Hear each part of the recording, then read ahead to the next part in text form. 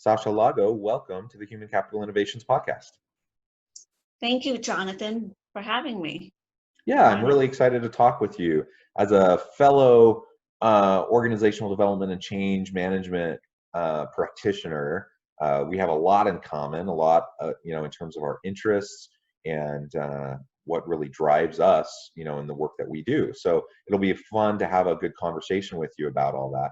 As we get started, I want to share Sasha's bio with everybody so the listeners can get to know Sasha a little bit more. Sasha is the founder of Sasha Talks, a platform that integrates self and professional development into nurturing meaningful outcomes. As an entrepreneur, speaker, and author, she partners alongside different clients, from individuals to organizations, to capitalize upon their existing resources. She invests her time partnering alongside organizations, restructuring their operations, cultivating work cultures, and entities seeking a fresh voice to provide solutions to their ongoing challenges. Each of these commitments expect Sasha to rely upon a self and professional development regimen in order to actualize results. And you can learn more about her and her work at sashatalks.com. As we get started, Sasha, anything else you would like to add or share with the listeners? Yes, I noticed that your guests often share random tidbits, so I don't kick off my day without a cup of English breakfast tea with a tad bit of non-fat milk. So it makes me question, how do you drink tea or coffee? I'm not a tiered coffee drinker. My caffeine of choice comes in the cold variety in Cherry Coke Zero. So I enjoy a good Cherry Coke Zero. I recognize fully that there's a lot of negative health impacts of drinking soda, but it is my vice, and so that's often what I drink. My it's good to know. Of course, your drink could only be consumed cold. My wife tries to remind me that I should be drinking more water rather than soda, so I try. Well, thank you for sharing that. And really, you have a great background, and I really look forward to talking more about you, about organizational leadership and your view on development and change initiatives within organizations. As we get started, maybe you could share a little bit with us about how you got into this field and working with organizations. Sure. So the very first degree that I have is from Boston University School of Management. So I went specifically to a business school, and for about the period of 4 years, that's what I was introduced to, different facets of business, from marketing, operations, information technology. And this is a tad bit over 20 years ago. And when I came across organizational behavior, it was more of an up and coming ideology that people were embracing. It's always been there, but when you pay attention to the history of business, ideas come and go and they're repackaged and people give it a novelty name. And this time around, organizational behavior, this is my opinion, took off. And I think about what really makes up an organization, putting aside the fancy offices from where people work from or used to work from, the technology that they invest in, the investments that they make out in the market. It's actually people. People make up the organization, and the quality of the people will dictate the longevity and the health of the organization. And also, to a degree, it also dictates the type of leadership that will come into play. Because if you have the right people in the wrong leadership, that itself is a whole other topic to explore. Or when you have the right leadership and questionable talent, how do you reconcile those gaps? And that's something that always fascinates me, where you have these healthy challenges that you need to work through. And looking at an organization is looking at a person. What are the values? What are the belief systems? What drives it? Now, the challenging part is you're not talking about a person. Now you're selling to the masses, whether it's a private startup or public organization, and regardless of the size, there has to be at least a core nucleus that resonates with the majority of the people working there, whether they're there for a paycheck or they're there to build a career. So how do you manage all of these moving parts and make sure that most of the people, if not all, are moving forward and onward? Yeah, I love that. And an interesting background, and that's really great to hear.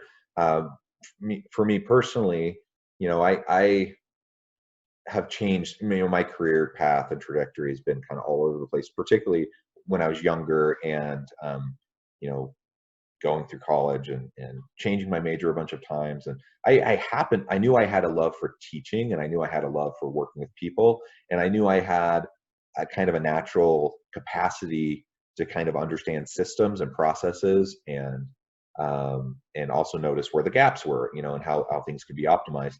And I kind of just happened into an internship where I was working in a corporate organizational development office, and that was enough to hook me. At that point, I decided, wow, this is really what I want to do.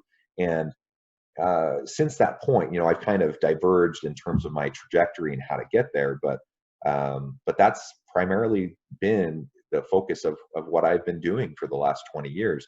And it's just really a great area to be. It's a great field to be in, and to work with people and to help organizations be more successful, help individuals be more successful in their work lives. Um, so I love all of that background.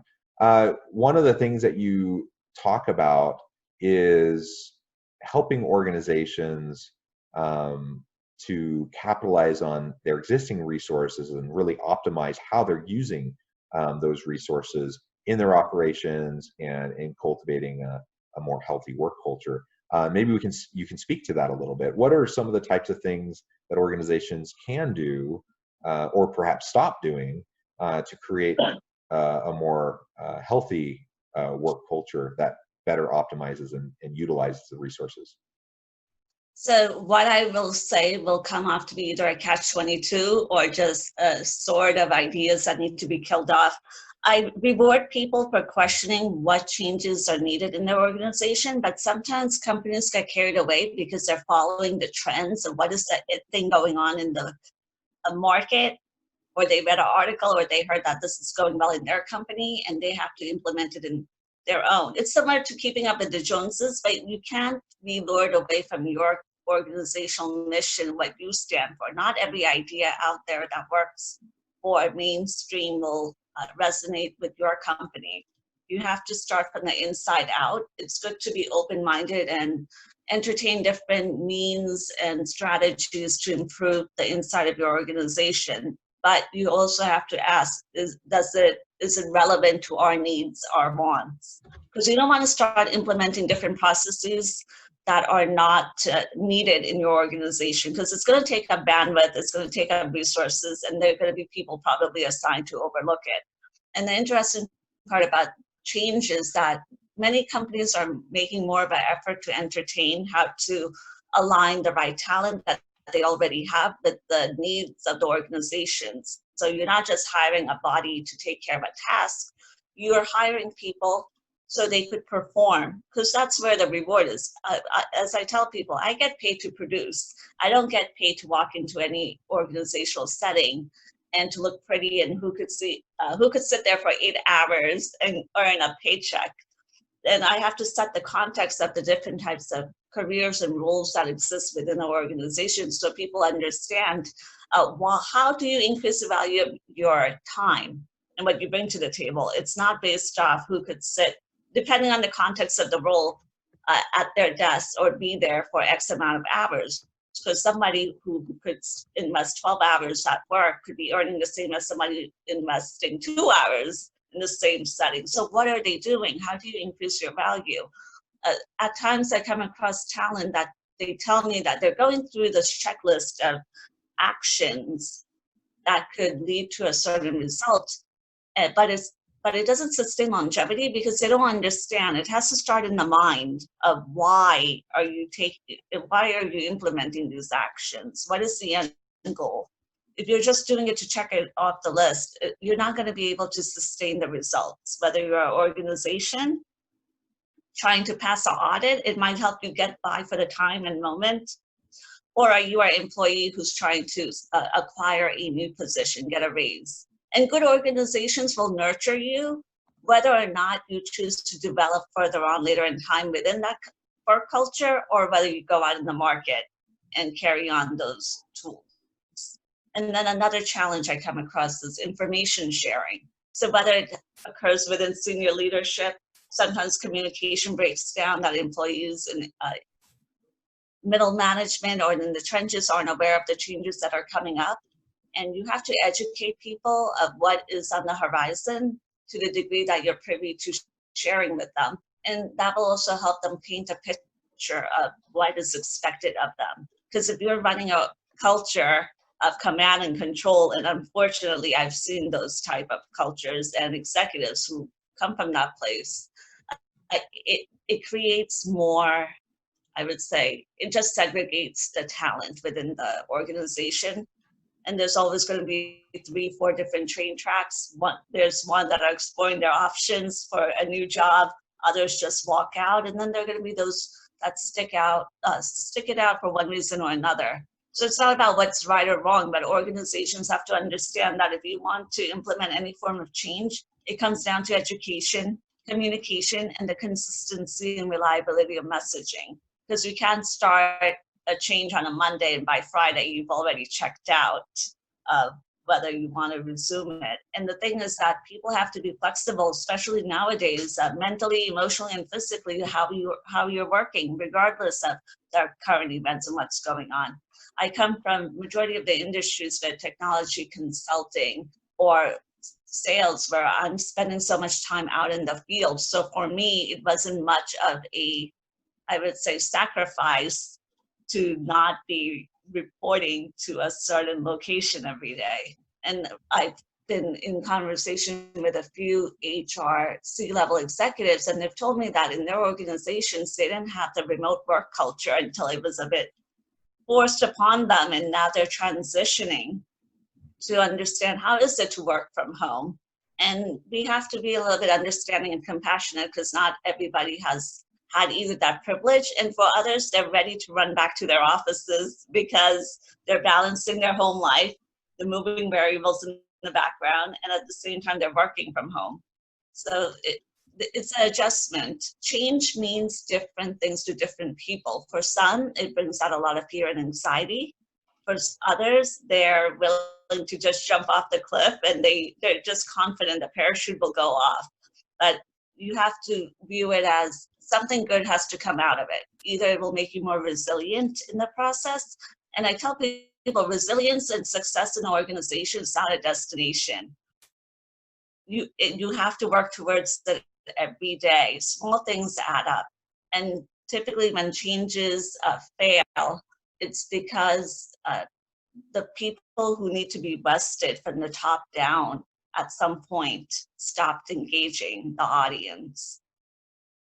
You need the right people to believe, because we have enough people who think, and we don't have to agree with how they're thinking or what they're thinking about, but you need to believe in the change that you're seeking.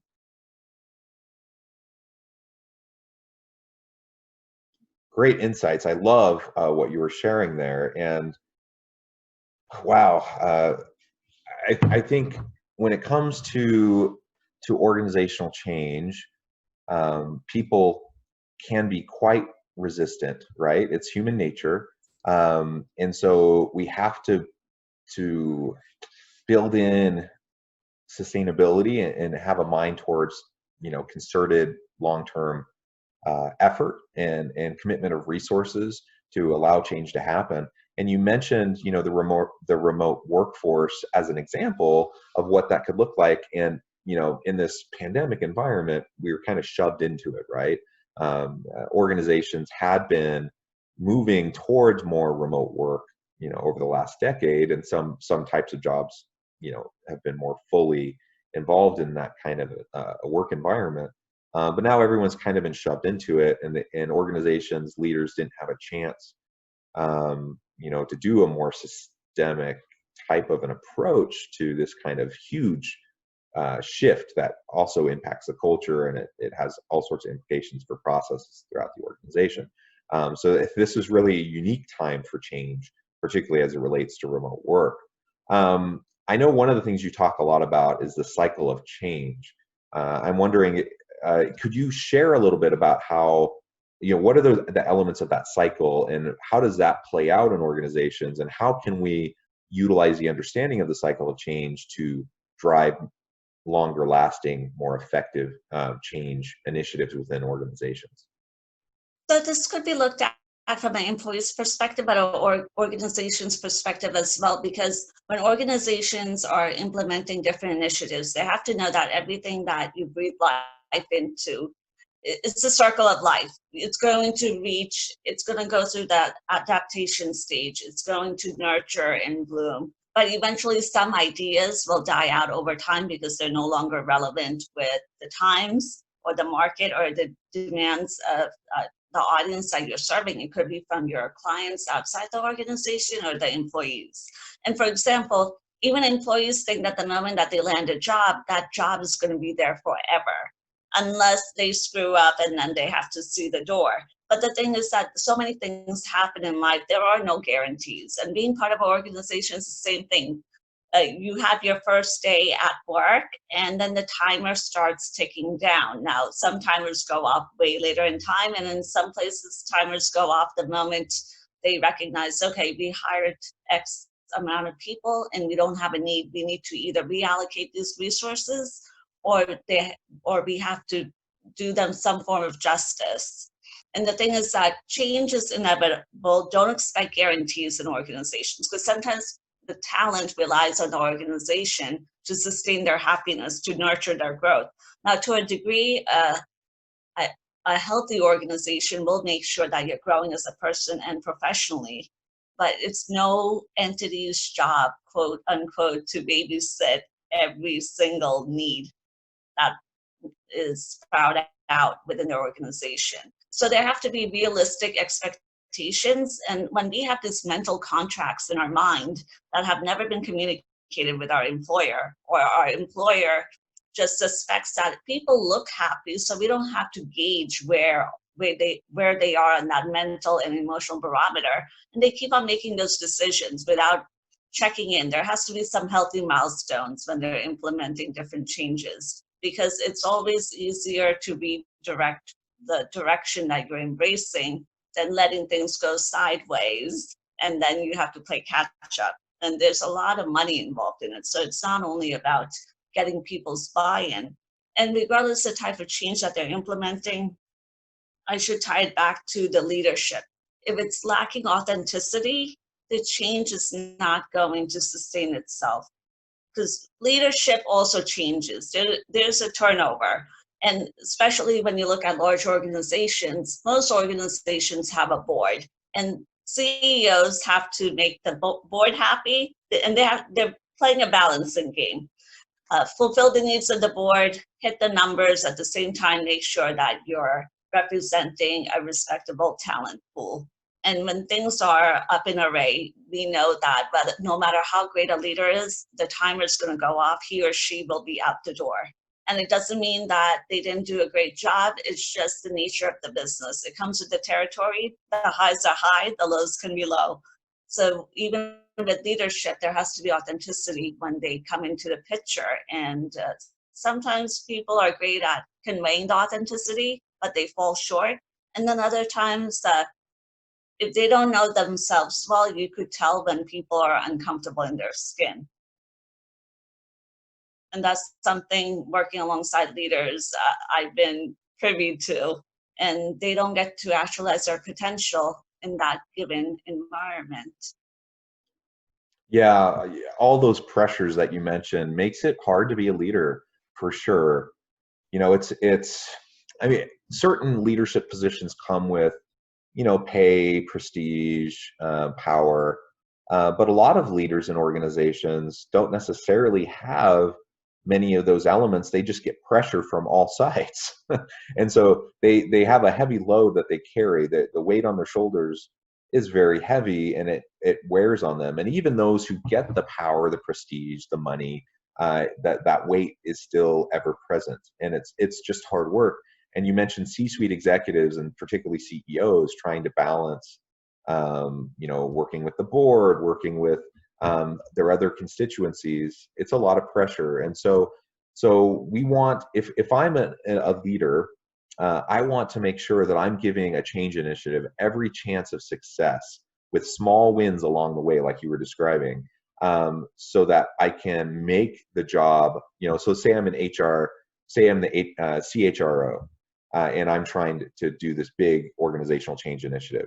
I need to make sure that I'm giving my CEO wins so that when the disruption happens, and that can temporarily drive down metrics that are important for the CEO, that leader can then be able to go back to the board and demonstrate, this is what we're doing, this is why we're doing it, this is the long-term impact, these are the short-term improvements and gains, and make that case to drive a longer-term sustainable type of initiative. The bottom line is, in the US particularly, but even really throughout the world, we tend to not have a particularly long-term orientation. And in the US, it's all about those quarterly earnings reports, and CEOs are often on a pretty short leash in terms of having the outcomes that the board expects or the shareholders expect. So we have to do everything we can do to help our leaders be successful and take some of the pressure off of them in terms of the political dynamics and pressures that they have to deal with. I agree with you, and thank you for pointing out that you have to have metrics that are, of course, quantified, and you need to have evidence, because we could talk about ideology all day, but when you're going before a board is not going to care about that until you could justify the numbers with the bottom line. And also talking about executives, often at times when I watch the business shows where they're sharing the quarterly business earnings, I have a feeling when I see a certain CEO shoving up 4 or 5 quarters in a row talking about their losses, I know it's only a matter of a season or a quarter or two that you're going to be seeing a new CEO speaking up on behalf of that company. And I do feel for some of them, because I've gotten to know them personally, and the thing is, it's a balancing act. And regardless of the size of the organization, whether it's national or global or even private, there are many sentiments that you need to balance. And every board member or their goals need, for the most part, they need to be met. You can't keep on going back. No one likes to be told no, whether it's on a human level or on a business level. And if you're going to say no, you have to be able to justify it with a very legitimate reason and not an excuse, because a lot of people nowadays cannot distinguish between an excuse and a reason for why something does not work. Absolutely. Well, Sasha, it has been a pleasure talking with you. We're about out of time, and I do want to give you a chance to share with the listeners how they can get in touch with you, find out more about you, and connect to work with you if they desire. Would you mind sharing? Yes, people are welcome to drop by sashatalks.com, and it will introduce you to different parts of Sasha Talks, from the entertainment, the engagement, and the types of services that are available, whether you're an organization or a private client. And thank you, Jonathan, for having me, because I could talk about organizational change all day long. I know, it's such a fun topic, and there's so much to it. It really has been a pleasure. I really appreciate your insights that you've shared with the listeners. I encourage listeners to reach out to Sasha, find out more about what she's doing, go to Sasha Talks. And I hope everyone continues to stay healthy and safe. I hope everyone has a wonderful week. Thank you. Thank you.